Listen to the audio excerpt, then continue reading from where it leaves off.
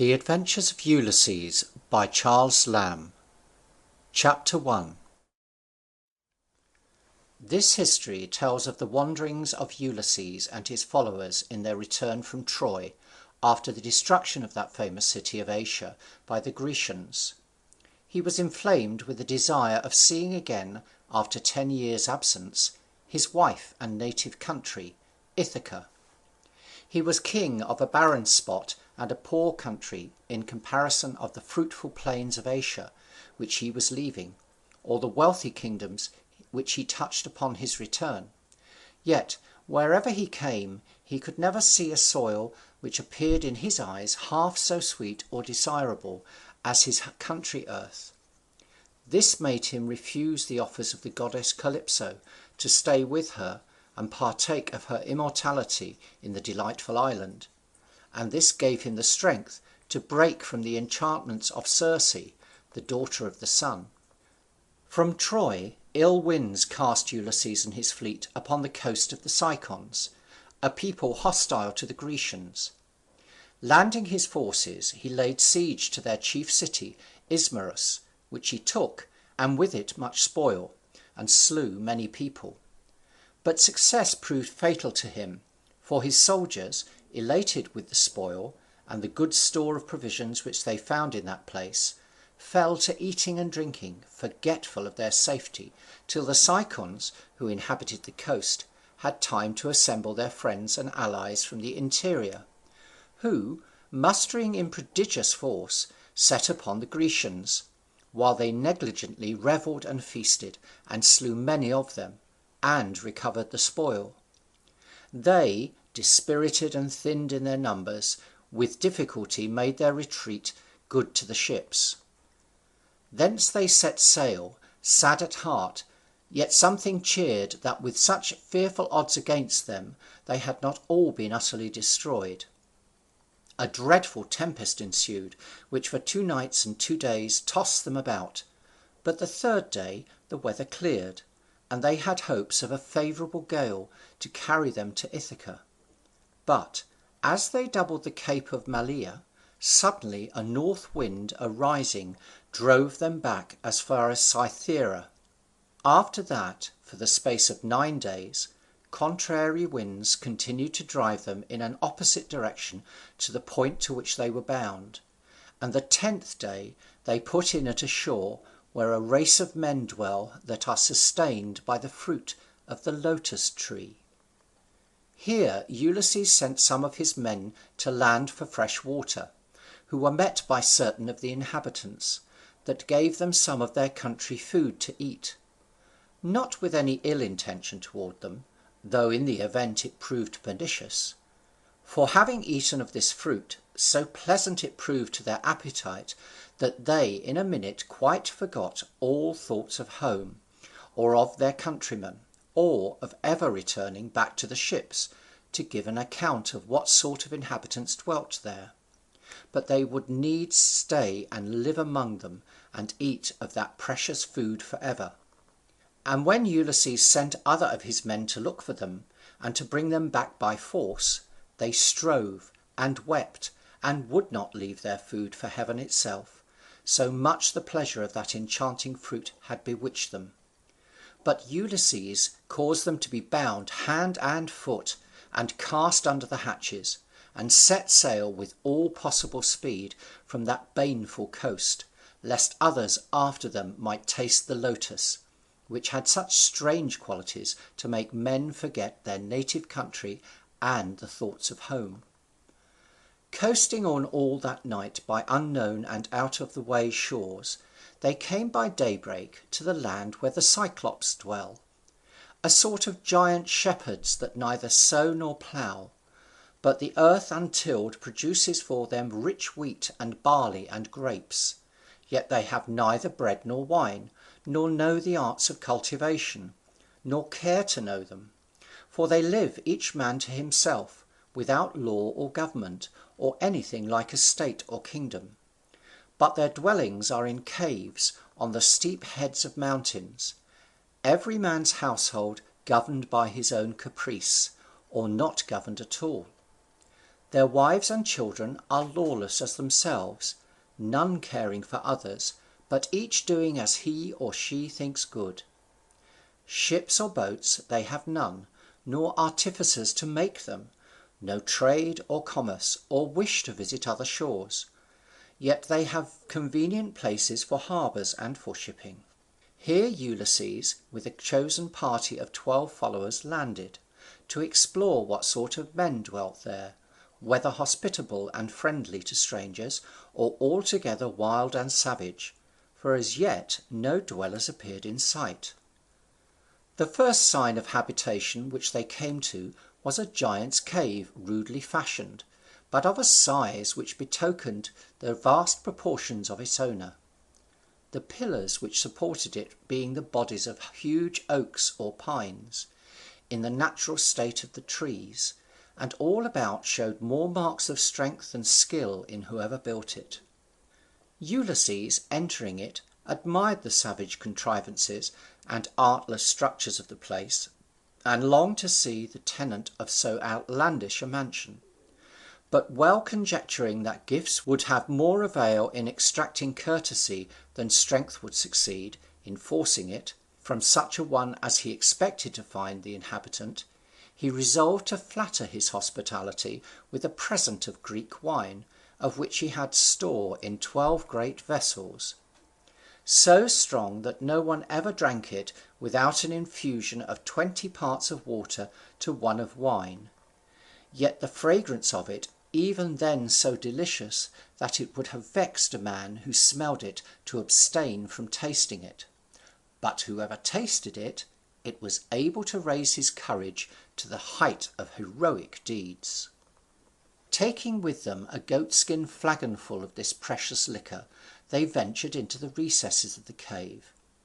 Here they pleased themselves a whole day with beholding the giant's kitchen, where the flesh of sheep and goats lay strewed, his dairy, where goat milk stood ranged in troughs and pails, his pens, where he kept his live animals, but those he had driven forth to pasture with him when he went out in the morning.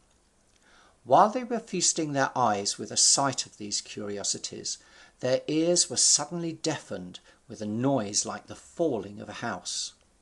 It was the owner of the cave, who had been abroad all day feeding his flock, as his custom was, in the mountains, and now drove them home in the evening from pasture. He threw down a pile of firewood which he had been gathering against supper time, before the mouth of the cave, which occasioned the crash they heard. The Grecians hid themselves in the remote parts of the cave at the sight of the uncouth monster. It was Polyphemus, the largest and savagest of the Cyclops, who boasted himself to be the son of Neptune. He looked more like a mountain crag than a man, and to his brutal body he had a brutish mind answerable.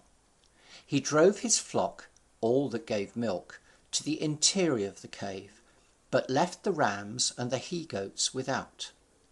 Then taking up a stone so massy that 20 oxen could not have drawn it, he placed it at the mouth of the cave, to defend the entrance, and sat him down to milk his ewes and his goats, which done, he lastly kindled a fire, and throwing his great eye round the cave, for the Cyclops have no more than one eye, and that placed in the midst of their forehead, by the glimmering light he discerned some of Ulysses's men. "Ho, guests! What are you? Merchants or wandering thieves?" he bellowed out in a voice which took from them all power of reply, it was so astounding. Only Ulysses summoned resolution to answer that they came neither for plunder nor traffic, but were Grecians who had lost their way, returning from Troy, which famous city, under the conduct of Agamemnon, the renowned son of Atreus, they had sacked, and laid level to the ground. Yet now they prostrated themselves humbly before his feet, whom they acknowledged to be mightier than they, and besought him that he would bestow the rights of hospitality upon them, for that Jove was the avenger of wrongs done to strangers, and would fiercely resent any injury which they might suffer. "Fool," said the Cyclop, "to come so far to preach to me the fear of the gods. We Cyclops care not for your Jove, whom you fable to be nursed by a goat, nor any of your blessed ones. We are stronger than they, and dare bid open battle to Jove himself, though you and all your fellows of the earth join with him." And he bade them tell him where their ship was in which they came, and whether they had any companions. But Ulysses, with wise caution, made answer that they had no ship or companions, but were unfortunate men, who the sea, splitting their ship in pieces, had dashed upon his coast, and they alone had escaped. He replied nothing, but gripping two of the nearest of them, as if they had been no more than children, he dashed their brains out against the earth, and, shocking to relate, tore in pieces their limbs, and devoured them yet warm and trembling, making a lion's meal of them, lapping the blood. For the Cyclops are man-eaters, and esteem human flesh to be a delicacy far above goats or kids, though by reason of their abhorred customs few men approach their coast, except some stragglers, or now and then a shipwrecked mariner. At a sight so horrid, Ulysses and his men were like distracted people. He, when he had made an end to his wicked supper, drained a draught of goat's milk down his prodigious throat, and lay down and slept among his goats. Then Ulysses drew his sword, and half resolved to thrust it with all his might in at the bosom of the sleeping monster. But wiser thoughts restrained him, else they had there without help all perished, for none but Polyphemus himself could have removed that mass of stone which he had placed to guard the entrance. So they were constrained to abide all that night in fear. When day came, the Cyclop awoke, and kindling a fire, made his breakfast of two other of his unfortunate prisoners, then milked his goats as he was accustomed, and pushing aside the vast stone, and shutting it again when he had done upon the prisoners, with as much ease as a man opens and shuts a quiver's lid, he let out his flock, and drove them before him with whistlings, as sharp as winds in storm, to the mountains. Then Ulysses, of whose strength and cunning the Cyclops seems to have had as little heed as of an infant's, being left alone, with the remnant of his men which the Cyclop had not devoured, gave manifest proof how far manly wisdom excels brutish force. He chose a stake from among the wood which the Cyclop had piled up for firing, in length and thickness like a mast, which he sharpened and hardened in the fire, and selected 4 men, and instructed them what they should do with this stake, and made them perfect in their parts. When the evening was come, the Cyclop drove home his sheep, and as fortune directed it, either of purpose, or that his memory was overruled by the gods to his hurt, as in the issue it proved, he drove the males of his flock, contrary to his custom, along with the dams into the pens. Then shutting to the stone of the cave, he fell to his horrible supper. When he had dispatched 2 more of the Grecians, Ulysses waxed bold with the contemplation of his project, and took a bowl of Greek wine, and merrily dared the Cyclop to drink. "Cyclop," he said, "take a bowl of wine from the hand of your guest. It may serve to digest the man's flesh that you have eaten, and show what drink our ship held before it went down. All I ask in recompense, if you find it good, is to be dismissed in a whole skin. Truly you must look to have few visitors, if you observe this new custom of eating your guests." The brute took and drank, and vehemently enjoyed the taste of wine, which was new to him, and swilled again at the flagon, and entreated for more, and prayed Ulysses to tell him his name, that he might bestow a gift upon the man who had given him such brave liquor. The Cyclops, he said, had grapes, but this rich juice, he swore, was simply divine. Again Ulysses plied him with the wine, and the fool drank it as fast as he poured out, and again he asked the name of his benefactor, which Ulysses, cunningly dissembling, said, "My name is No Man.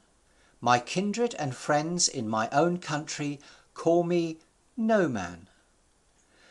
"Then," said the Cyclop, "this is the kindness I will show thee, No Man. I will eat thee last of all thy friends." He had scarce expressed his savage kindness, when the fumes of the strong wine overcame him, and he reeled down upon the floor and sank into a dead sleep. Ulysses watched his time while the monster lay insensible, and heartening up his men, they placed the sharp end of the stake in the fire till it was heated red hot, and some god gave them a courage beyond that which they were used to have, and the four men with difficulty bored the sharp end of the huge stake, which they had heated red hot, right into the eye of the drunken cannibal, and Ulysses helped to thrust it in with all his might, still farther and farther with effort, as men bore with an auger, till the scalded blood gushed out, and the eyeball smoked, and the strings of the eye cracked, as the burning rafter broke in it, and the eye hissed, as hot iron hisses when it is plunged into water. He, waking, roared with the pain so loud that all the cavern broke into claps like thunder. They fled and dispersed into corners. He plucked the burning stake from his eye, and hurled the wood madly about the cave. Then he cried out with a mighty voice for his brethren the Cyclops, that dwelt hard by in the caverns upon hills. They, hearing the terrible shout, came flocking from all parts to inquire what ailed Polyphemus, and what cause he had for making such horrid clamours in the night time to break their sleeps, if his fright proceeded from any mortal, if strength or craft had given him his death's blow. He made answer from within that no man had hurt him, no man had killed him, no man was with him in the cave. They replied, "If no man has hurt thee, and no man is with thee, then thou art alone, and the evil that afflicts thee is in the hand of heaven, which none can resist or help." So they left him and went their way, thinking that some disease troubled him. He, blind and ready to split with the anguish of the pain, went groaning up and down in the dark to find the doorway, which when he found, he removed the stone and sat in the threshold, feeling if he could lay hold on any man going out with the sheep, which, the day now breaking, were beginning to issue forth to their accustomed pastures. But Ulysses, whose first artifice in giving himself that ambiguous name had succeeded so well with the Cyclop, was not of a wit so gross to be caught by that palpable device. But casting about in his mind all the ways which he could contrive for escape, no less than all their lives depending on the success, at last he thought of this expedient. He made knots of the osier twigs upon which the Cyclop commonly slept, with which he tied the fattest and the fleeciest of the rams together, 3 in a rank, and under the belly of the middle ram he tied a man, and himself last, wrapping himself fast with both his hands in the rich wool of one, the fairest of the flock. And now the sheep began to issue forth very fast. The males went first. The females, unmilked, stood by, bleating and requiring the hand of their shepherd in vain to milk them, their full bags sore with being unemptied, but he much sorer with the loss of sight. Still, as the males passed, he felt the backs of those fleecy fools, never dreaming that they carried his enemies under their bellies. So they passed on till the last ram came loaded with his wool and Ulysses together. He stopped that ram and felt him, and had his hand once in the hair of Ulysses, yet knew it not, and he chid the lamb for being last, and spoke to it as if it understood him, and asked it whether it did not wish that its master had his eye again, which that abominable no-man with his execrable rout had put out, when they had got him down with wine. And he willed the ram to tell him whereabouts in the cave his enemy lurked, that he might dash his brains and strew them about, to ease his heart of that tormenting revenge which rankled in it. After a deal of such foolish talk to the beast, he let it go. When Ulysses found himself free, he let go his hold, and assisted in disengaging his friends. The rams which had befriended them they carried off with them to the ships, where their companions with tears in their eyes received them, as men escaped from death. They plied their oars and set their sails, and when they got as far off from shore as a voice could reach, Ulysses cried out to the Cyclop, "Cyclop, thou shouldst not have so much abused thy monstrous strength, as to devour thy guests. Jove by my hand sends thee requital to pay thy savage inhumanity." The Cyclop heard, and came forth enraged, and in his anger he plucked a fragment of a rock, and threw it with blind fury at the ships. It narrowly escaped lighting upon the bark in which Ulysses sat, but with the fall it raised so fierce an ebb as bore back the ship till it almost touched the shore. "Cyclop," said Ulysses, "if any ask thee who imposed on thee that unsightly blemish in thine eye, say it was Ulysses, son of Laertes, the king of Ithaca am I called, the waster of cities." Then they crowded sail, and beat the old sea, and forth they went with a forward gale, sad for forepast losses, yet glad to have escaped at any rate, till they came to the isle where Aeolus reigned, who is god of the winds. Here Ulysses and his men were courteously received by the monarch, who showed him his 12 children, which have rule over the 12 winds. A month they stayed and feasted with him, and at the end of the month he dismissed them with many presents, and gave to Ulysses at parting an ox's hide, in which were enclosed all the winds. Only he left abroad the western wind, to play upon their sails, and waft them gently home to Ithaca. This bag, bound in a glittering silver band so close that no breath could escape, Ulysses hung up at the mast. His companions did not know its contents, but guessed that the monarch had given him some treasures of gold or silver. 9 days they sailed smoothly, favoured by the western wind, and by the 10th they approached so nigh as to discern lights kindled on the shores of their country earth, when by ill fortune Ulysses, overcome with fatigue of watching the helm, fell asleep. The mariners seized the opportunity, and one of them said to the rest, "A fine time has this leader of ours. Whenever he goes he is sure of presents, when he come away empty-handed. And see what King Aeolus has given him, store no doubt of gold and silver." A word was enough to those covetous wretches, who quick as thought untied the bag, and instead of gold, out rushed the mighty noise, all the winds. Ulysses with the noise awoke, and saw their mistake, but too late, for the ship was driven with all the winds back far from Ithaca, far as to the island of Aeolus, from which they had parted, in 1 hour measuring back what in 9 days they had scarcely tracked, and in sight of home too. Up he flew amazed, and raving doubted whether he should not fling himself into the sea for grief of his bitter disappointment. At last he hid himself upon the hatches for shame, and scarce could he be prevailed upon, when he was told he was arrived again in the harbour of King Aeolus, and to go himself or send to that monarch for a second succour, so much the disgrace of having misused his royal bounty, though it was the crime of his followers and not his own, weighed upon him. And when at last he went and took a herald with him, and came where the god sat on his throne, feasting with his children, he would not thrust in among them at their meat, but set himself down like one unworthy in the threshold. Indignation seized Aeolus to behold him in that manner returned, and he said, "Ulysses, what has brought you back? Are you so tired of your country, or did not our present please you? We thought we had given you a kingly passport."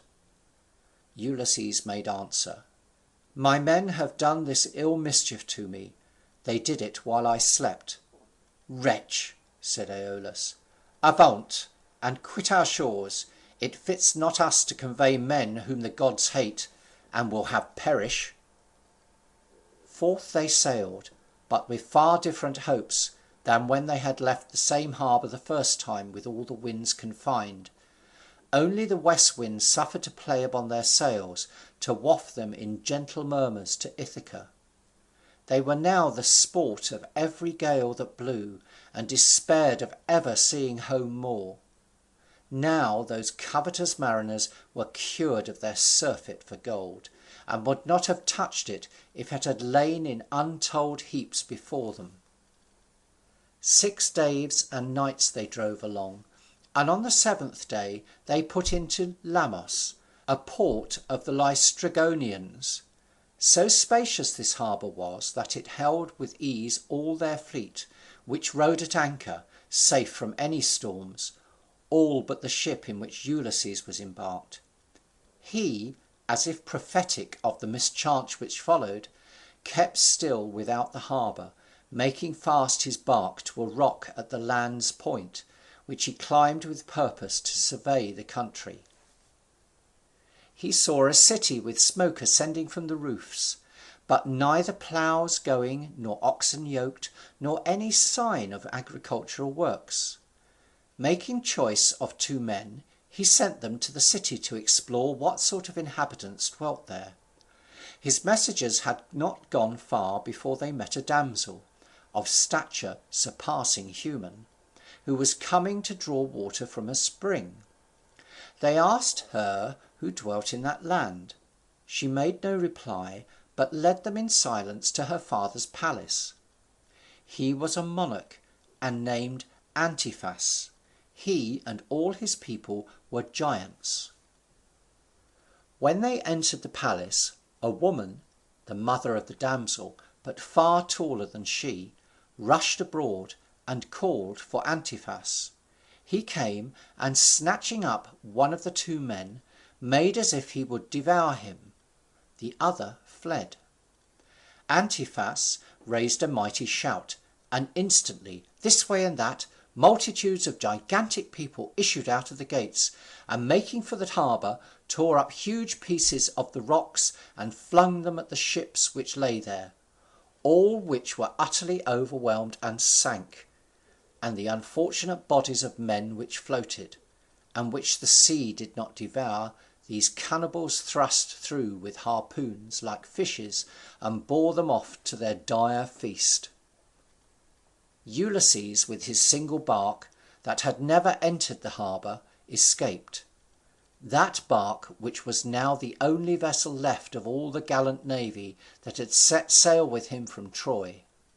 He pushed off from the shore, cheering the sad remnant of his men, whom horror at the sight of their countrymen's fate had almost turned to marble.